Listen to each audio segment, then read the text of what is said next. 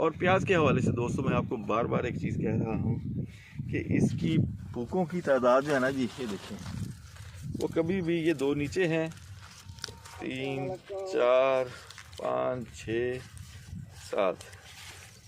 7 से 9 तक, इससे ऊपर नहीं जाने देनी आपने। इससे ऊपर जाएगी तो काम ख़राब हो जाएगा, फिर वो उसका वेजिटेटिव ग्रोथ की तरफ ज़्यादा उसकी खुराक चली जाएगी।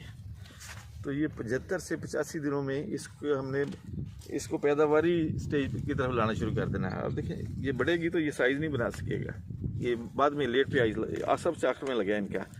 अब यहाँ पर जो है इसको कंट्रोल में आ जाना चाहिए ताकि इसका जो बल्ब है वो साइज़ बनाना शुरू कर दे।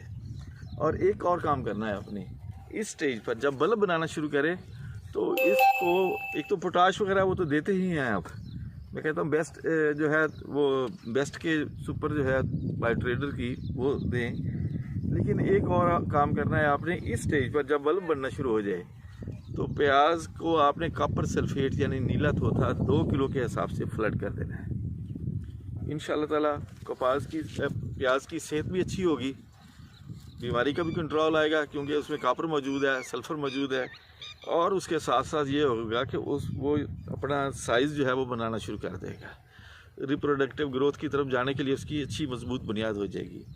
तो इस स्टेज में 2 किलो नीला थोथा कॉपर सल्फेट ज़रूर फ्लड करें और उसके बाद फिर बेस्ट के जो पोटाश जो है वो देनी शुरू कर दें, बेस्ट के सुपर का स्प्रे करें और इसी तरह बॉल फीड बोरान जो है उसका भी स्प्रे शुरू कर दें।